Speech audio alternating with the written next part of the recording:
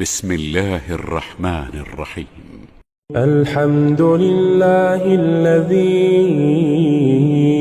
أنزل على عبده الكتاب ولم يجعل له عوجا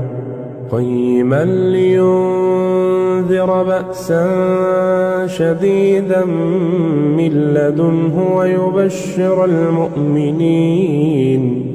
ويبشر المؤمنين الذين يعملون الصالحات أن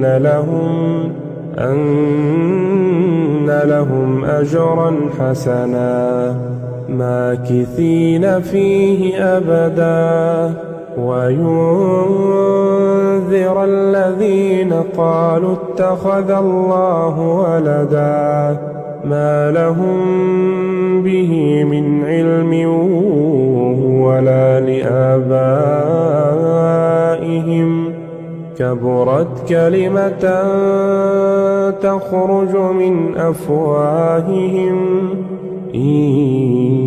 يقولون إلا كذبا فلعلك باخع نفسك على آثارهم إن لم يؤمنوا بهذا الحديث أسفا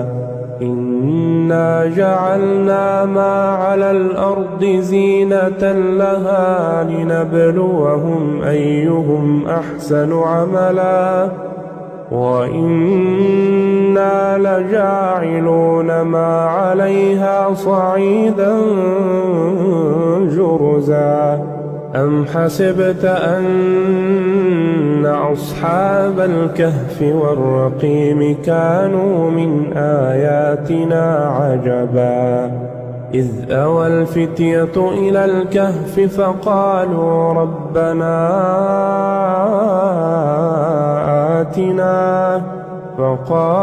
ربنا آتنا من لدنك رحمة وهيئ لنا من أمرنا رشدا فضربنا على آذانهم في الكهف سنين عددا ثم بعثناهم لنعلم أي الحزبين أحصى لما لبثوا أمدا نحن نقص عليك نبأهم بالحق إنهم فتية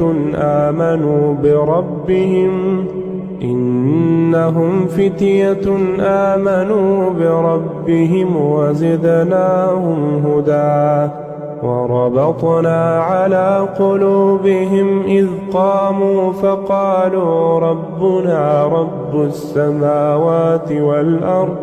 فقالوا ربنا رب السماوات والأرض لن ندعو من دونه إلها لقد قلنا إذا شططا هؤلاء قوم اتخذوا من دونه آلهة لولا يأتون عليهم بسلطان بين فمن أظلم ممن افترى على الله كذبا وإذ اعتزلتموهم وما يعبدون إلا الله فأووا إلى الكهف ينشر لكم ربكم من رحمته ويهيئ لكم من أمركم مرفقا وترى الشمس إذا طلعت تزاور عن كهفهم ذات اليمين وإذا غربت تقرضهم ذات الشمال وهم في فجوة منه ذلك من آيات الله من يهد الله فهو المهتد ومن يضلل فلن تجد له وليا مرشدا وتحسبهم أيقاظا وهم رقود ونقلبهم ذات اليمين وذات الشمال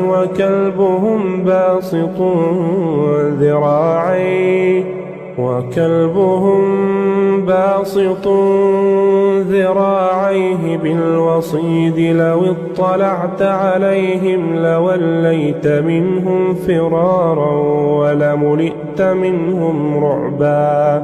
وكذلك بعثناهم ليتساءلوا بينهم قال قائل منهم كم لبثتم قالوا لبثنا يوما أو بعض يوم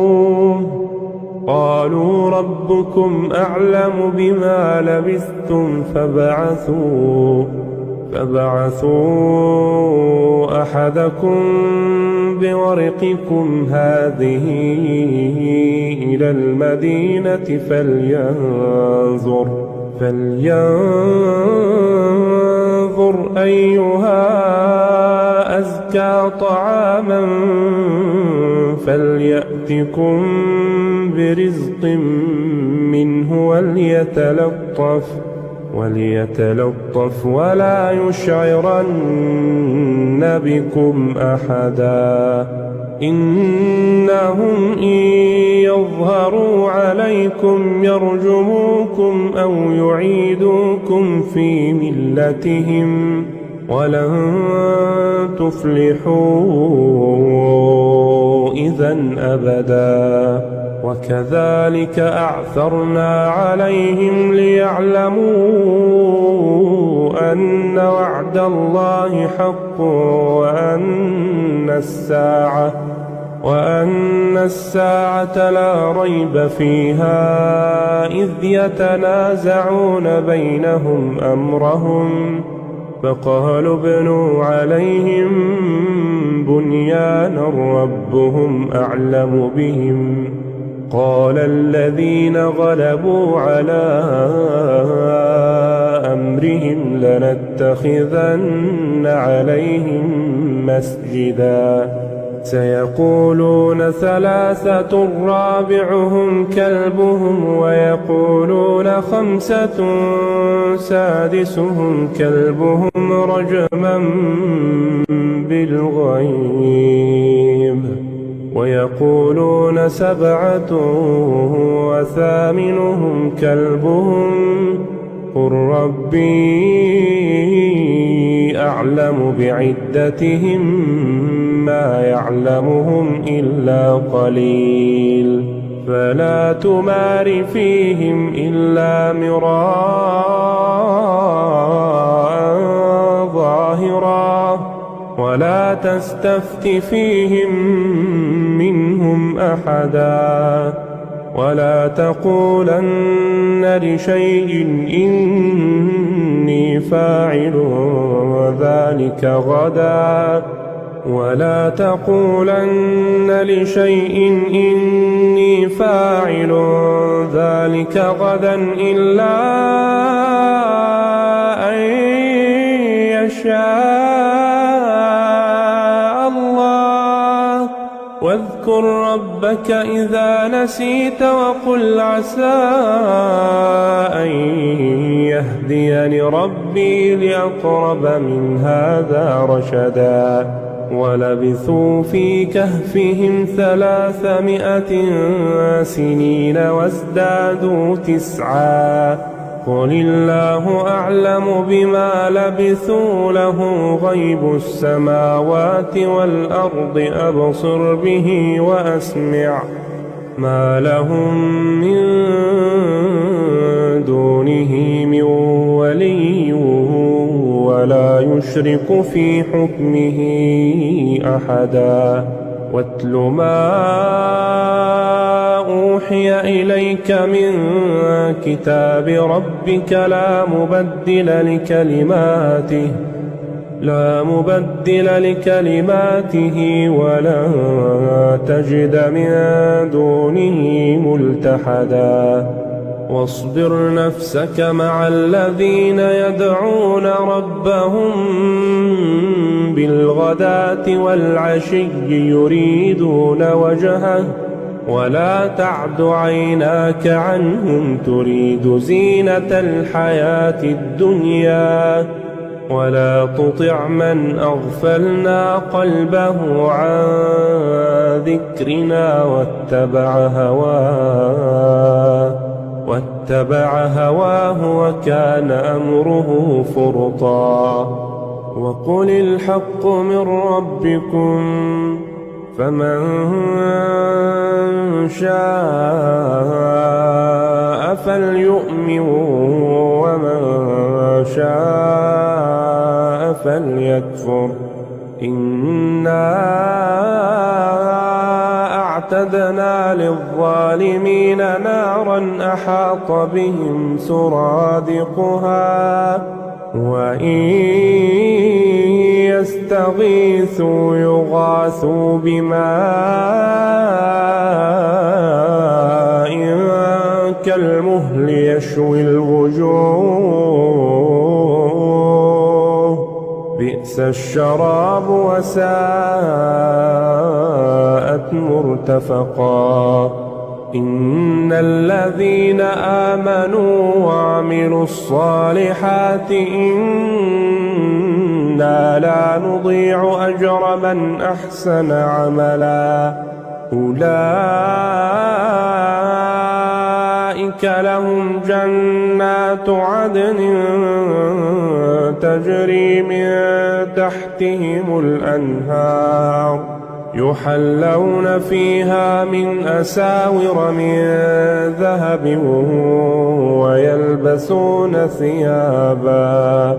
ويلبسون ثيابا خضرا من سندس واستبرق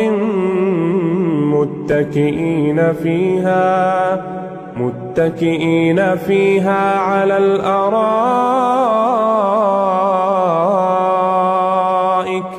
نعم الثواب وحسنت مرتفقا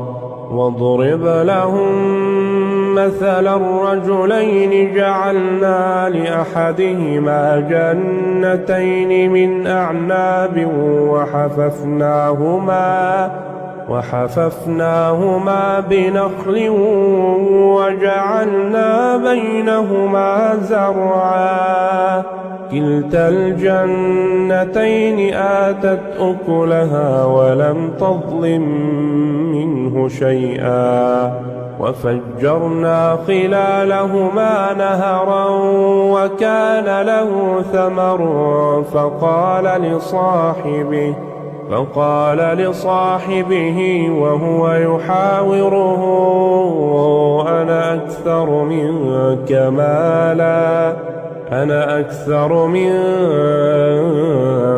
مالا وأعز نفرا ودخل جنته وهو ظالم لنفسه قال ما أظن أن تبيد هذه أبدا وما أظن الساعة قائمة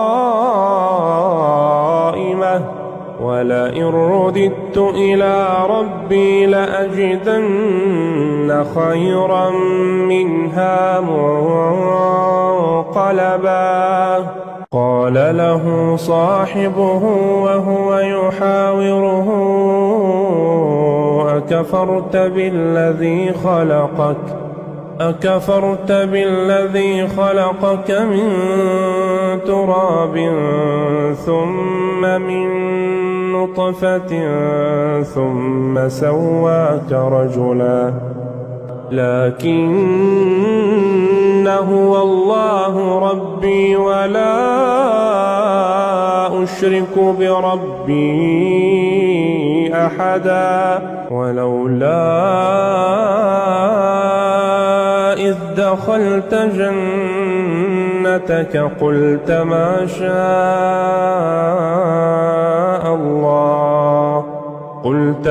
شاء الله لا قوة إلا بالله إن ترني أنا أقل منك مالا وولدا فعسى ربي أن يؤتيني خيرا من جنتك ويرسل عليها حسبانا من السماء فتصبح صعيدا زلقا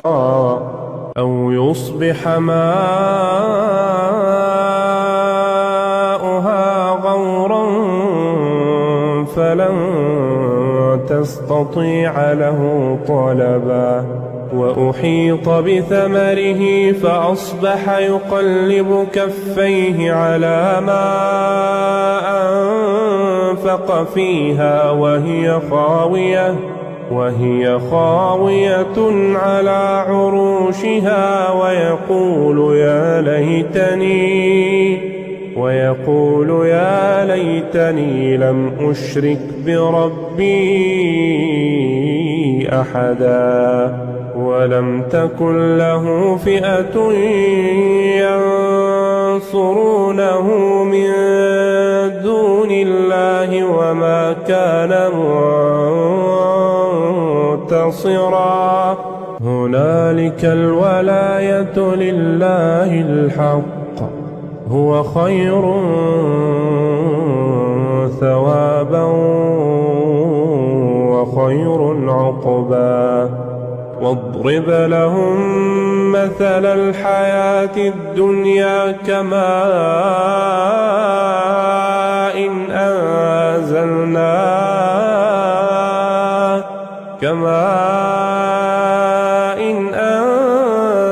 أنزلناه من السماء فاختلط به نبات الأرض فأصبح هشيما تذروه الرياح وكان الله على كل شيء مقتدرا المال والبنون زينة الحياة الدنيا والباقيات الصالحات خير عند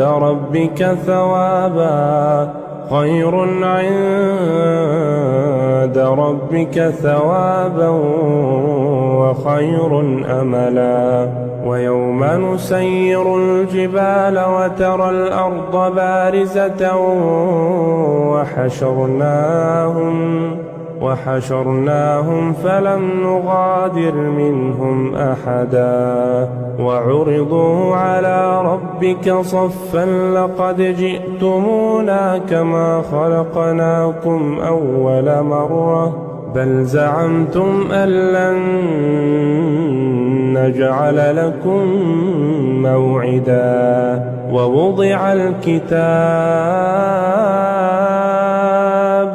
ووضع الكتاب فترى المجرمين مشفقين مما فيه ويقولون يا ويلتنا ما لهذا الكتاب لا يغادر صغيرة ولا كبيرة إلا أحصاها ووجدوا ما عملوا حاضرا ولا يظلم ربك أحدا وإذ قلنا للملائكة اسجدوا لآدم فسجدوا إلا إبليس كان من الجن ففسق عن أمر ربه أفتتخذونه وذريته أولياء من دوني وهم لكم عدو بئس للظالمين بدلا ما أشهدتهم خلق السماوات والأرض ولا خلق أنفسهم وما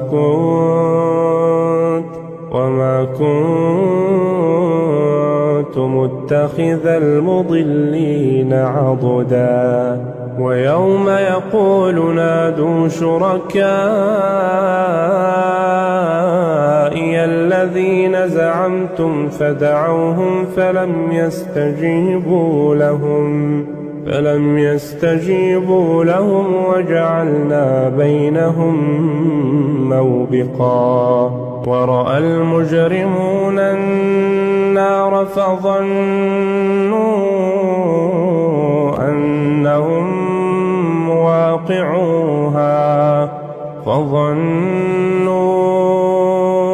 أنهم مواقعوها ولم يجدوا عنها مصرفا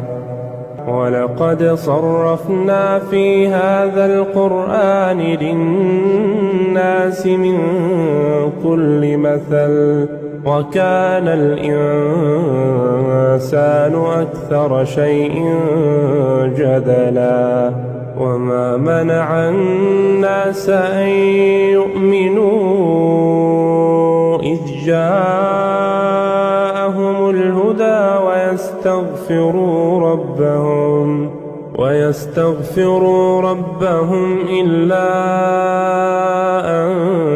تأتيهم سنة الأولين أو يأتيهم العذاب قبلا وما نرسل المرسلين إلا مبشرين ومنذرين ويجادل الذين كفروا بالباطل ليدحضوا به الحق واتخذوا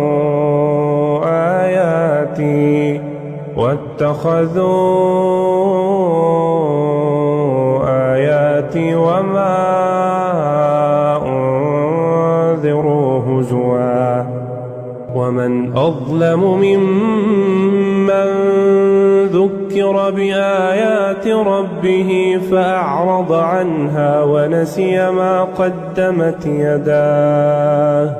إنا جعلنا على قلوبهم أكنة أن يفقهوه وفي آذانهم وقرا وإن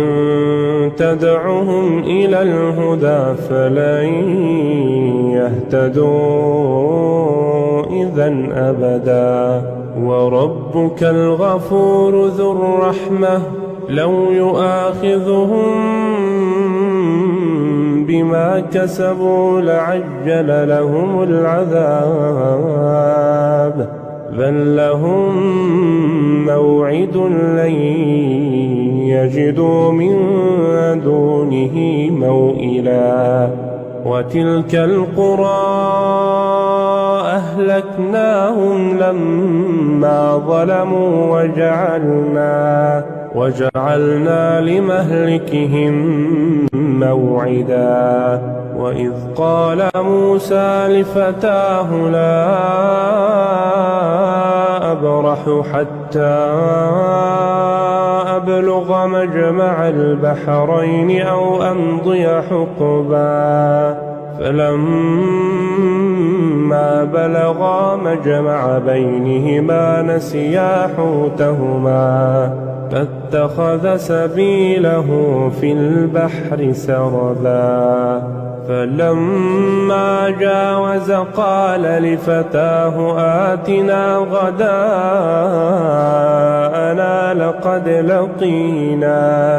لقد لقينا من سفرنا هذا نصبا قال أرأيت إذ أوينا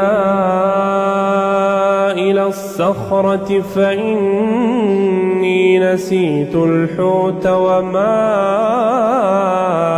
أنسانيه إلا الشيطان أن أذكره واتخذ سبيله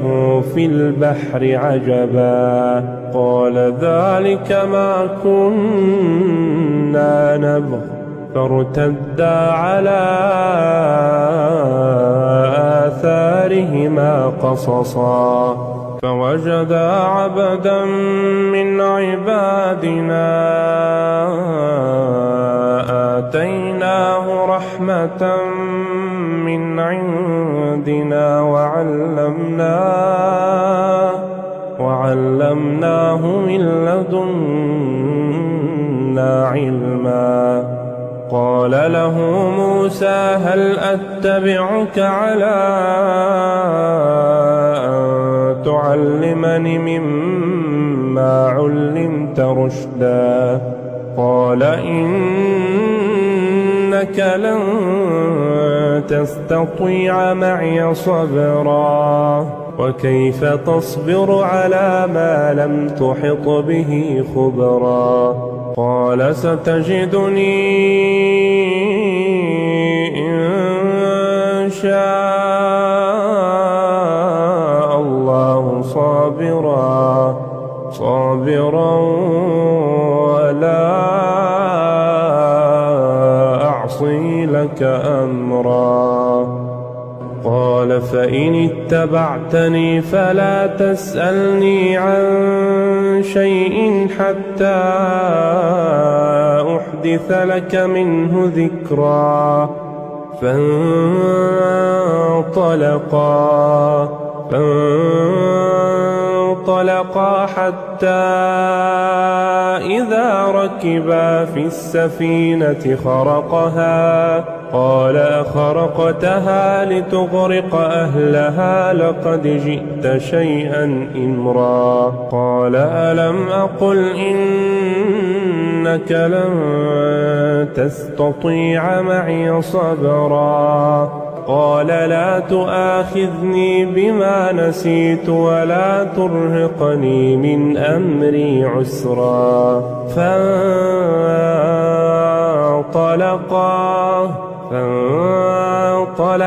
حتى إذا لقيا غلاما فقتله قال أقتلت نفسا زكية بغير نفس لقد جئت شيئا نكرا قال ألم أقل لك إنك لن تستطيع معي صبرا قال إن سألتك عن شيء بعدها فلا تصاحبني قد بلغت من لدني عذرا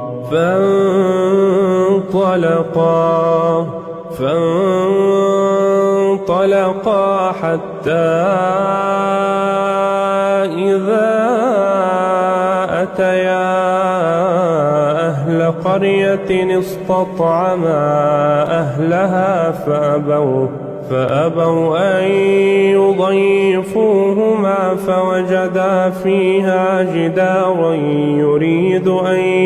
ينقض فأقامه قال لو شئت لاتخذت عليه أجرا قال هذا فراق بيني وبينك سأنبئك بتأويل ما لم تستطع عليه صبرا أما السفينة فكانت لمساكين يعملون في البحر فأردت أن أعيبها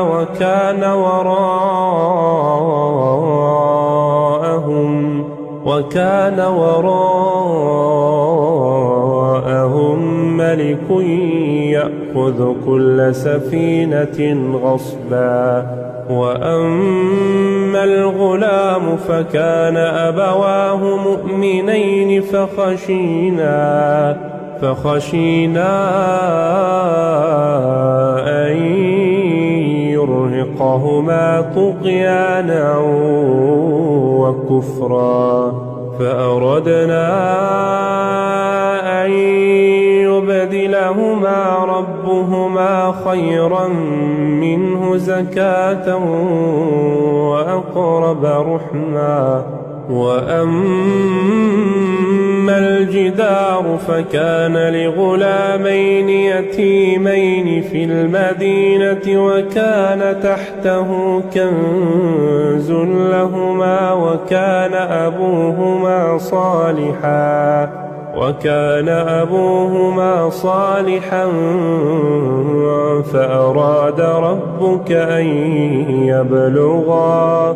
فأراد ربك أن يبلغا أشدهما ويستخرجا كنزهما رحمة من ربك وما فعلته عن أمري ذلك تأويل ما لم تسطع عليه صبرا ويسألونك عن ذي القرنين قل سأتلو عليكم منه ذكرا إنا مكنا له في الأرض وآتيناه من كل شيء سببا فأتبع سببا حتى إذا بلغ مغرب الشمس وجدها تغرب في عين حمئة ووجد عندها قوما قلنا يا ذا القرنين إما أن تعذب وإما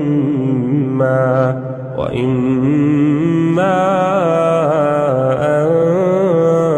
تتخذ فيهم حسنا قال أما من ظلم فسوف نعذبه ثم يرد إلى ربه فيعذبه عذابا نكرا وأما من آمن وعمل صالحا فله جزاء الحسنى وسنقول له من أمرنا يسرا ثم أتبع سببا حتى إذا بلغ مطلع الشمس وجدها تطلع على قوم لم نجعل لهم من دونها سترا كذلك وقد أحطنا بما لديه خبرا ثم أتبع سببا حتى إذا بلغ بين السدين وجد من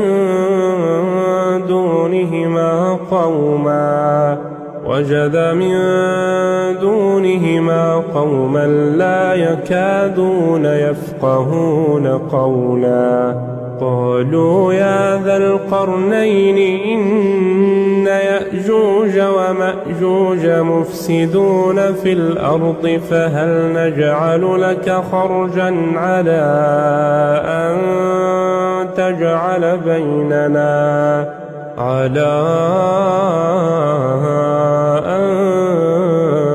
تجعل بيننا وبينهم سدا قال ما مكني فيه ربي خير فأعينوني بقوة أجعل بينكم وبينهم ردما آتوني زبر الحديد حتى إذا ساوى بين الصدفين قال انفخوا حتى إذا جعله نارا قال آتوني أفرغ عليه قطرا فما استطاعوا أن يظهروه وما استطاعوا له نقبا قال هذا رحمة من ربي فإذا جاء وعد ربي جعله دكا وكان وعد ربي حقا وتركنا بعضهم يومئذ يموج في بعض ونفخ في الصور فجمعناهم جمعا وعرضنا جهنم يومئذ للكافرين عرضا الذين كانت أعينهم في غطاء عن ذكري وكانوا لا يستطيعون سمعا أفحسب الذين كفروا أن يتخذوا عبادي من دوني أولياء إنا أعتدنا جهنم للكافرين نزلا قل هل ننبئكم بالأخسرين أعمالا الذين ضل سعيهم في الحياة الدنيا وهم يحسبون أنهم يحسنون صنعا أولئك الذين كفروا بآيات ربهم ولقائه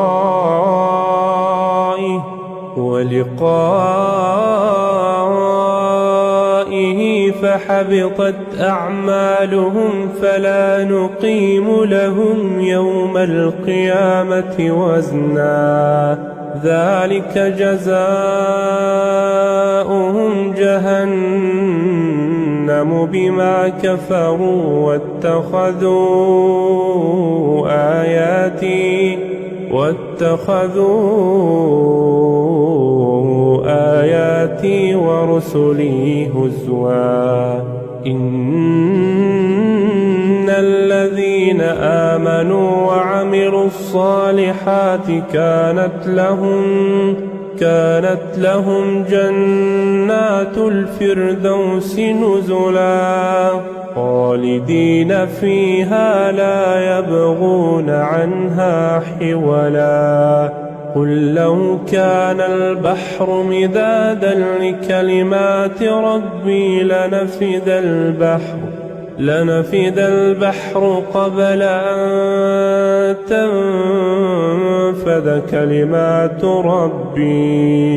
قبل أن تنفد كلمات ربي ولو جئنا بمثله مددا قل إنما أنا بشر مثلكم يوحى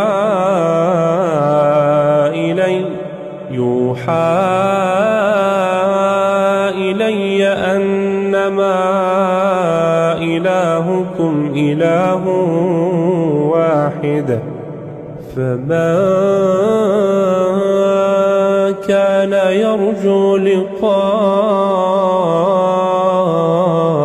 ربه فليعمل عملا